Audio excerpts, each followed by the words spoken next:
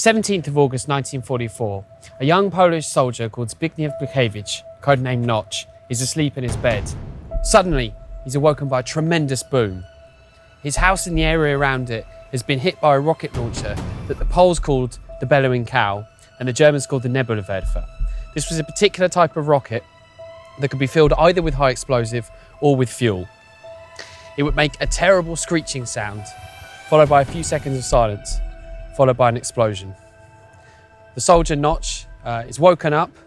He hears that the flames around him are burning, but because he thinks that probably no one's injured, he does what most soldiers do in times of war when they can, and falls fast back to sleep. The battle for Warsaw continues to rage. Again, the Germans use women as human shields in front of their tanks as they attack in the Muranów district of the city. Again, the Germans try and take the Polish security printing works, and again they're pushed back. And again, John Ward, a young British flight lieutenant who escaped from a prisoner of war camp and is now fighting on the front lines with the Polish Home Army, sends back desperate messages to London, pleading for support. The Bellowing Cow or the Nebelwerfer wasn't the only vicious type of weapon that was used in this fight.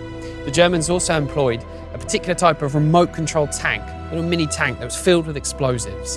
And that tank would be driven up, commanded by a wire, up to a barricade or up to a house, and then detonated, causing a huge explosion. So the Poles start to build barricades beyond the barricades. And one particularly brave way to take out this tank was for a resistance fighter, for an insurgent, to take his knife, brave the sniper fire, brave the machine gun fire, and try and crawl through the rubble and cut that wire before this little mini tank called a Goliath would reach its objective. Thanks for watching this episode of 63 Days of Extraordinary Courage, where every day we tell the incredible story of the Warsaw Uprising. Tune in tomorrow at 5 p.m. Warsaw time, 11 a.m. Eastern Standard Time for the next episode, and share your comments, your thoughts and your opinion using the hashtag 63days.